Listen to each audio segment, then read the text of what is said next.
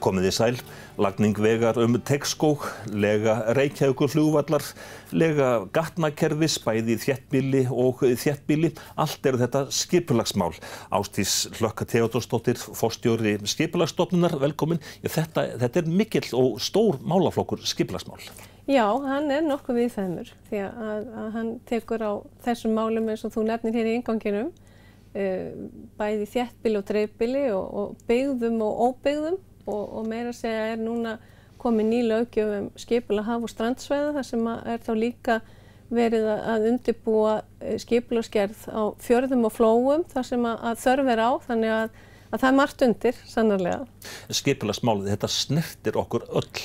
Já, það gerir það vegna þess að allar ákvarðanir sem við tökum uppbyggingu, hvort sem það eru íbúðarhús eða atvinnuhúsnæði, já, eins og segir lagning veg og gatna, háspennulínur, virkjanir og hvað eina, að allt þetta háð því að við tökum ákvarðanir hvar og hvernig þetta er staðsett og hvers konar mannvirkjagerð má fara fram á hverjum stað.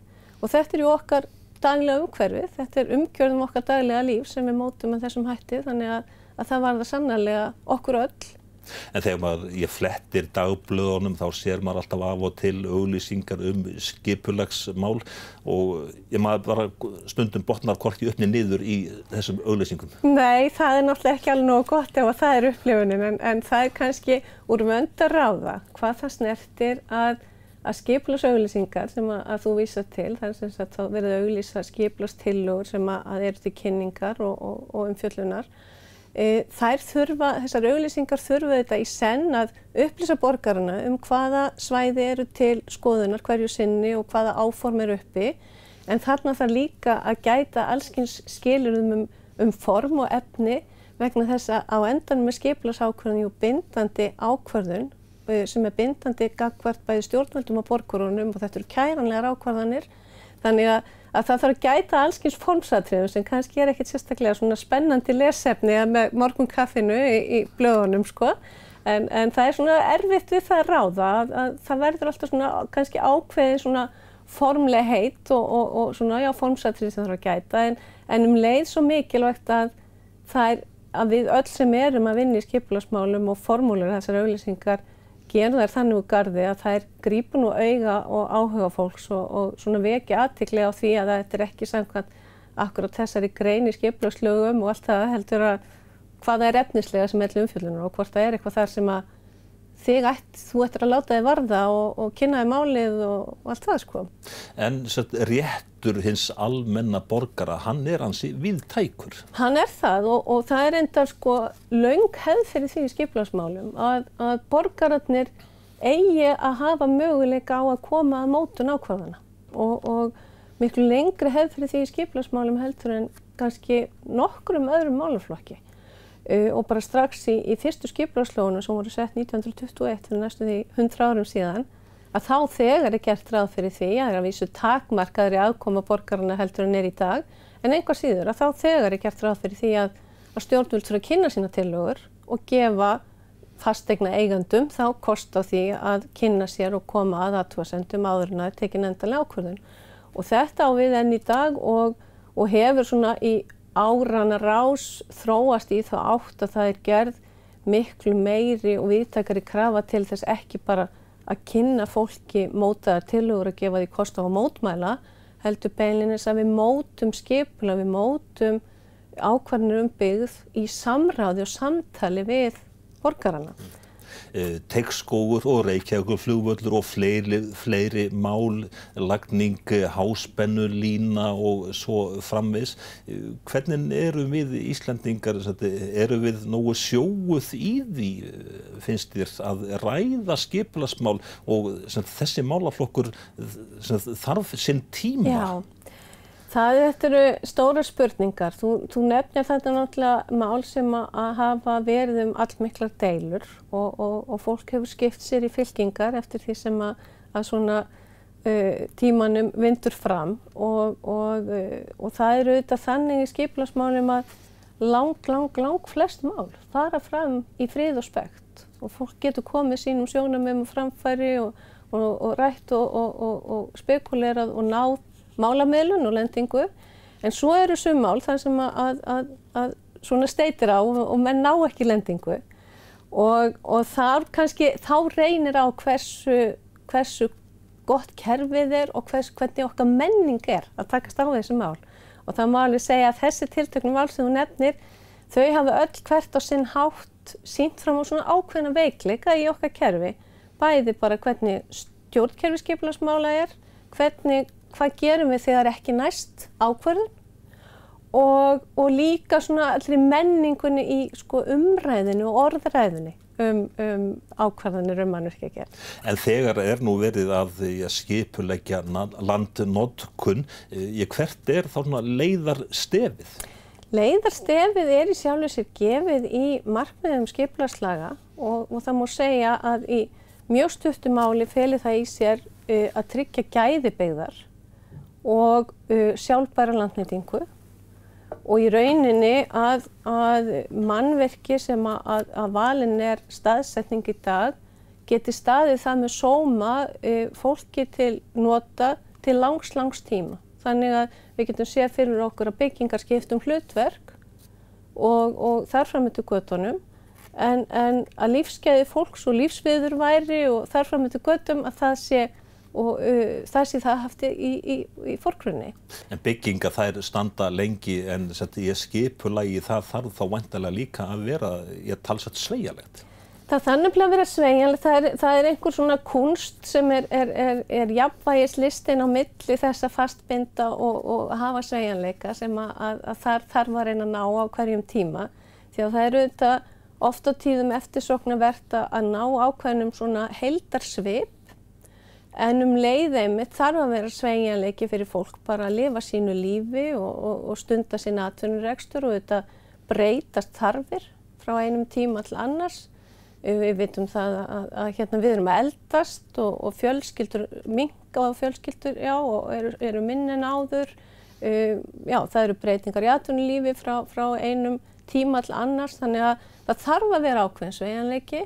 En leið þarf líka að vera festa, þannig að þetta svona kunst að fara að rata þarna rétta braut. En hvað með sjálfbærni?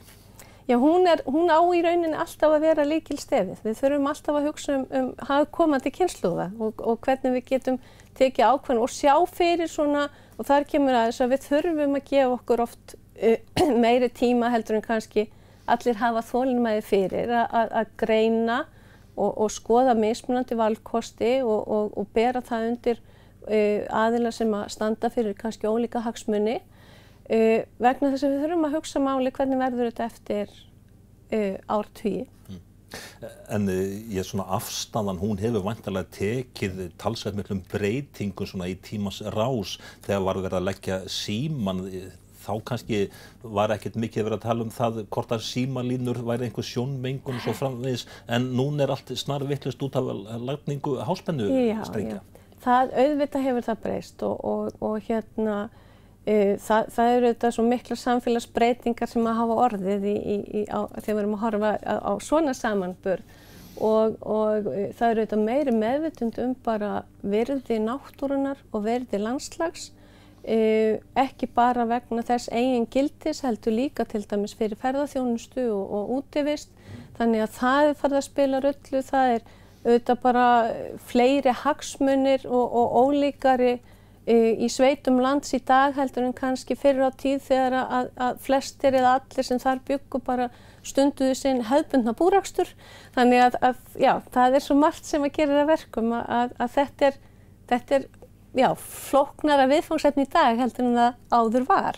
Bara það eitt að núna á síðustu árum þá vaxtabroddurinn í atvinnulífinu, það ferðaþjónustan og hún farin að láta til sín taka í þessum umræðum öllum þannig að tímati breytast. Já, nákvæmlega og við sjáum það mjög vel eftir því sem að ferðaþjónustan hefur vaxið að hvernig svona geiri hefur einmitt haldið mjög á lofti virði náttúruverndar og landslagsverndar. En við erum líka að sjá þetta með aukinni ferðaþjónustu svona ákveðna umbreytingu á landslagi sveitana, ef við getum kallað það svo. Það að segja það sem við svona í fagsamfélaginu köllum búsetulandslag sem áður einkendist náttúrulega bara af slegnum túnum og beitilandi og byggingum sem tengdum búrekstri en nú erum við farin að sjá náttúrulega að það er að vaksa upp hótel og gistiheimili í sveitum og fleira þannig að það er að verða ákveðnar breytingar líka með aukinni ferðaþjónustu á bara ásýnd landsins. Einu sinni þótti sjálfsagt að kirkjur væru bara miðpunkturinn og upp á hól. Já, og það er líka, þá erum við kannski meira svona bæði í þéttbýli og dreifbýli kannski má segja en við sjáum það í þéttbýli að kirkjum var einmitt oft valinn svona miðlægur staður og áberandi staður og það á kannski ennþá við en það er svona kannski gegn ekki alveg svona sama miðlæga hlutverkinu í skipulagsgerðinni eins og það gerði áður að það hefur nú verið talað til dæmis í Reykjavík að á svona í elstu hlutum borgarinnar þar eru kirkjurnar ekki Dómkirkjan endar en Hallgrímskirkja og Landakotskirkja eru svona upp á hæð og Háteigskirkja og eflaust fleiri en síðan seinna þegar að borgin vex að þá fara íbúðaturnarnir að verða áberandi á hæðunum þannig að það er mismunandi hvað er sett svona í öndvegi út og hvað er svona hvað er látið ráða í útfærslu byggðar. En þegar þið eru svona að spá og spekulera í framtíðina og hvernig skipulagið eigi nú að vera allt saman, tímarnir breytast, bara sjálfkeyrandi bílar svo við nefnum eitthvað. Það eru nefnilega heilmiklar áskoranir framundan núna. Maður hefur einhvern veginn tilhneigingu til þess að halda kannski stundum að við séum svona að við lifum í nútímanum og við vitum hver viðfangsefnin eru og við þekkjum þau úr okkar daglega lífi og við þurfum bara svona skipuleggja út frá þeim. En svona framundan núna á næstu áratugum þegar við erum að skipuleggja byggð þá þurfum við þetta mjög að hafa loftslagsbreytingar í forgrunni og hvernig við getum unnið rétt með það stóra viðfangsefni. En hitt stóra viðfangsefni er fjórða iðnbyltingin. Því að hún mun breyta miklu fyrir okkar byggða umhverfi. Hún mun bæði vegna sjálfvirknivæðingar í samgöngum og líka vegna aukinnar netverslunar. Það eru alveg risastórar áskoranir fyrir skipulagsgerð. Hvernig við nýtum almannarýmin, göturnar og önnur almannarými, hvernig nýtum við verslunarhúsnæði og hvernig tryggjum við og stuðlum að lifandi bæjarlífi og að það séu rými í bæjunum fyrir samneyti fólks þegar að verslunin fer fram á netinu, til dæmis. Áður fyrir þá var höfnin líklega miðjan. Já, ég meina akkurat og okkar frumkvöðlar í skipulagsgerð sem að riðum héruð og skipulögðu íslensk sjávarþorp og bæi á fyrri hluta 20. aldar gengu alltaf út frá höfninni og útgerðinni og fiskvinnslunni sem hjarta bæjarins sem að allt var skipulagt út frá. Auðvitað á það víða við enn í dag að útgerðin skipar stóran sess en enga síður að þá breytist þetta og þá koma aðrar atvinnugreinar og þetta er sko áskorunin framundan að það gerist bara einhvers staðar í cyberspace sem maður sletti nú. En þegar við erum að skipuleggja okkar heimili þá svona er kannski leiðarstefið að okkur líði vel innan veggja heimilisins og það sama væntanlega við allt þetta skipulag sem það sama á alveg nefnilega við utan veggja heimilisins og vellíðan og lýðheilsa eru aftur leiðarstef sem að eiga alltaf að vera til staðar í skipulagsumræðunni og í áherslum í skipulagsmálum. Skipulagsgerð hefst á sínum tíma fyrir 100 árum síðan cirka einmitt mikið út frá lýðheilsu. Að þá er það að tryggja heilnæmar vistarverur fólks og tryggja hreint neysluvatn og fráveitu og loftgæði með vaxandi iðnaði í borgum og bæjum. Þannig að þá er það lýðheilsan sem að dreif menn áfram og nú í dag er það ekkert síður vellíðan og lýðheilsa það er að tryggja fólki aðstæður til þess að stunda útiveru, að ganga og hjóla og það sé ekki plagað af loftmengun frá samgöngum eða hljóðmengun. Þannig að það er sannarlega mjög stór þáttur og mikilvægur. Og gróðurinn er þar líka einn þátturinn sem ekki má gleyma að tryggja bara gróður í byggð. Svona, einnig þátturinn í þessu, það vantilega ríkið svona sem að fer með valdið í flestum tilvikum, en sveitafélög líka. Maður heyri það mjög gjarna frá Vestfjörðum og Austfjörðum þegar að vera að tala fiskeldi, að sveitafélögin þau vilja fá skipulagsvaldið í fjörðunum, en það ríkið sem að er með það. Þarna nú svona eitt svona... Já. Það skiptir afskaplega miklu máli í skipulagsmálum eins og kannski öllum öðrum málaflokkum að ríkið og sveitafélögin getur svolítið náð vel saman þessi mál og það eru þetta sveitafélögin sem að fara fyrst og fremst með skipulagsmál og fara með gerð skipulagsáætlana. Ríkið hefur svona leiðbeiningar og eftirlitshlutverk, mótar almenna skipulagsstefnu sem til leiðbeiningar fyrir þær skipulagsákvarðanir sem að sveitafélögin taka. En það alveg rétt að utan við netlög, eins og það heitir, utan við ströndina, þar sem sagt sleppir yfirráðum sveitarfélagi í skipulagsmálum, ef svo má segja. Og það þannig að það að hefjast núna vinna við skipulag fjarða og flóa á Vestfjörðum og Austfjörðum og þá verður það á grundvelli nýrrar löggjafar sem það gildir.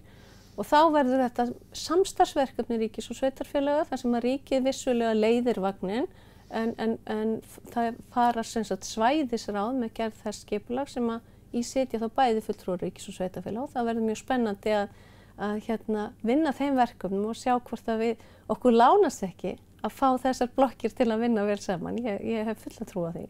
En Austfirðingar og Vestfirðingar, þegar við erum að tala þá sérstaklega, þeir, ég segja, snemma bara í því samtali hvort ofar atvinnulífið hjá okkur eða náttúran.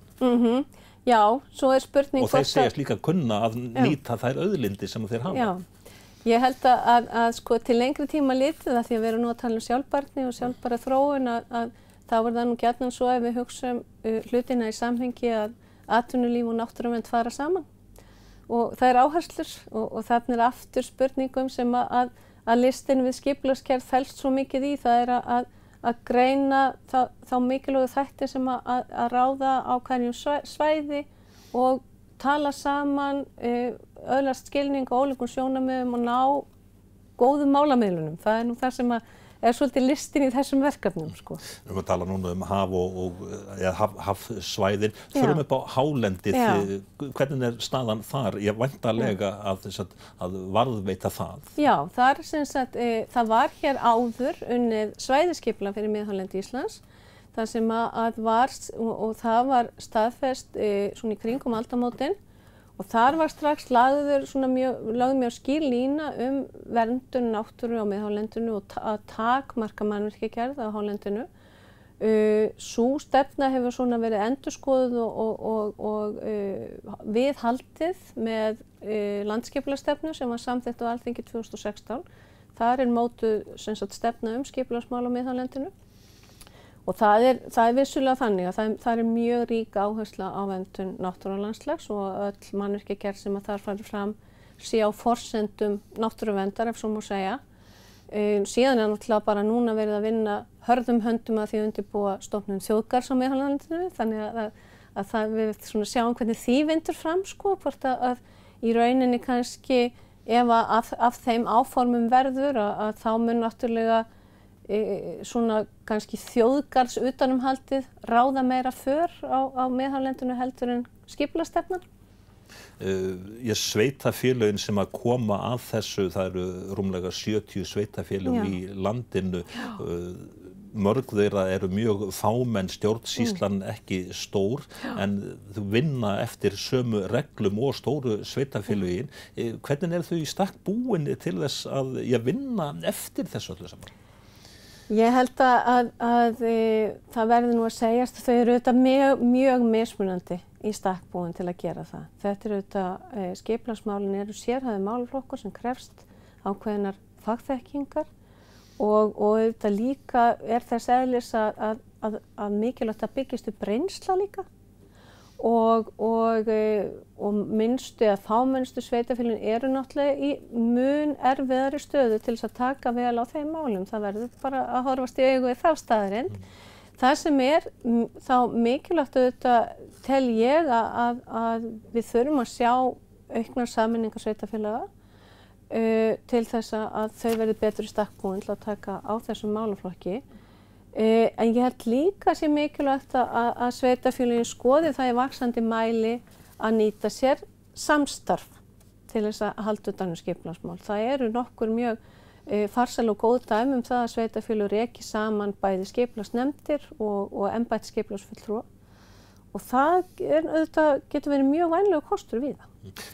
Við tölum gjarnan að við viljum byggja landið allt. Hvað með skipulagið í sveitum landsins? Já, það auðvitað bara gildir það saman það og skipulagið þéttbýli að hver sveitarstjórn vinnur aðalskipulag þar sem hún leggur línur þróun landnotkunar og byggðar innan sinna vébanda til næstu ára og áratuga og það eru síðan ákveðnar línur lagðar líka í landsskipulagsstefnu þar sem að fjalla sérstaklega skipulagið í dreifbýli og einnig líka svona búsettumynstur og þar lögð áhersla sem svo líka að finna í byggðaáætlun og í samgönguáætlun að efla svona helstu landshlutakjarna, tryggja góðar samgöngur og aðgengja þeim innan þeirra vinnusóknar og þjónustusvæða. Þannig að það eru svona ýmsar áherslur sem kannski of langt mál að fara út í okkar spjalli núna. Þú varst eða komst hingað í stúdíóið á Akureyri, varst á Siglufirði helgina, keyrðir í gegnum Ólafsfjörð og Dalvík og svo hérna á Akureyri. Bara þessi sveitafélög, Siglufjörður, Ólafsfjörður, Dalvík, Akureyri, skipulagið afar misjafnt. Siglufjörður þessi gamli rótgróni bær og svo aftur nýrri hverfin. Já, það sannarlega. Það eru bæði sjáum við það eru mismunandi hugmyndafræði í skipulagsmálum sem hefur verið uppi á mismunandi tímum. Þannig að við getum lesið svona nánast árahringi í skipulagi bæja eftir því á hvaða tíma uppbyggingin varð. Og það mjög ólíkar áherslur í skipulagi og bæja- og borgarhönnun í upphafi 20. aldar miðað 20. öld og svo aftur í dag. Þannig að við getum lesið árhring í bæjum og svo sjáum við þá líka svolítið hvenær vaxtarskeiðin voru og svo getur verið hvort það komin til sterk hugmynd í upphafi. Það eru á Siglufirði þar sem að séra Bjarni á sínum tíma lagði niður skipulagið á Eyrinni að þess sér í stað enn í dag svona þeirra áhersla sem lagðar þar í upphafi. Og það sama má segja hérna á Akureyri að það sér ennþá stað gamla skipulags Guðmundar Hannessonar og Guðjón Samúelssonar sem unni hér á fyrstu áratugum 2000. aldar. En hvernig sýnist þér svona almennt gangi hjá, þá eigum við að segja atvinnulífinu og svo bara borgurunum, þar geta svona áherslurnar verið svolítið mismunandi og jafnvel skarast? Já, það eins og í skipulagsmálum almennt að skipulagsmálum varða hagsmuni okkar. Það varða hagsmuni okkar sem íbúa, þau varða hagsmuni okkar sem vinnuveitenda eða atvinnurekanda eða hvernig það er. Og þeir fara ekki alltaf saman og það kemur aftur að kúnstinni að greina hvað það sem steytir á og hvernig náum við góðum málamiðlunum. Í dag nú almennt litið svo á að það sé æskilegra en ekki að reyna frekar að vinna að sambúð íbúðabyggðar og atvinnurekstrar heldur en að aðgreina algjörlega íbúðasvæði og atvinnusvæði. Miðja svona og upp úr miðri 20. öldinni var hins vegar alfarið litið á svo að það væri best að aðgreina allt. Það væri sérstakt verslunarhverfi og sérstakt iðnaðarhverfi og sérstakt íbúðahverfi og svo framvegis. Það ekki svona nálgun sem við teljum skynsamlegast í dag, heldur meiri blöndun, en þá krefst það líka þess að við séum svona vandvirk við að átta okkur á því, það einhver þó tiltekinn atvinnurekstur sem þarf bara að hafa næði fyrir kröfum íbúa, ef svo má segja, það sem bara mikil þungaumferð, ónæði af lykt eða hljóðvist eða hvað það er. Þannig að já, þetta er kúnst. Hvernig eru við Íslendingar, eða á hvaða hillu eru við Íslendingar samanborið við, þær þjóðir sem við viljum gjarnan bera okkur saman við, erum við að færast nær þeim í þessu öllu saman? Í skipulagshugsun? Já, ég held að við séum nú svona að það er hérna svo merkilegt að þó að við séum sko svona fámennt samfélag og einmitt og höfum raðið okkur niður í fámennar einingar í sumum tilvikum í sveitarfélögum að þá eru sko viðfangsefnin í sjálfu sér lík og svipuð og við erum í langflestum tilvikum með velmenntað fólk sem að starfar að skipulagsmálum og hönnun svæða. Þannig að við erum nú svona fást við sömu spurningarnar og hérna kannski stundum svona skref og eftir í þróun hugmynda og útfærslu. Og getum þá lært af öðrum. Skipulagsstofnun stendur núna í lok mánaðarins fyrir samráðsfundum víða land og þar er hægt að hitta ykkur og ræða málin. Já, sannarlega. Við erum núna í starthólunum að hefja vinnu við mótun landsskipulagsstefnu þar sem við tökum fyrir loftslagsmál, landslag og lýðheilsu, hvernig við getum unnið með loftslagið, hvernig við getum unnið sem best með það að móta byggð inn í landslag og hvernig við getum sem best sinnt lýðheilsu og vellíðan þegar við mótum byggð, hvort sem það er í þéttbýli eða dreifbýli og það verða sem sagt, erum að halda samráðsfundi allt land og með lýsingu úti til umsagnar, þannig að nú er tækifærið að setjast með okkur og velta málum fyrir sér. Leggja eitthvað að mörkum. Ásdís Hlökk Theódórsdóttir, forstjóri Skipulagsstofnunar, þakka þér fyrir spjallið. Takk sömuleiðis.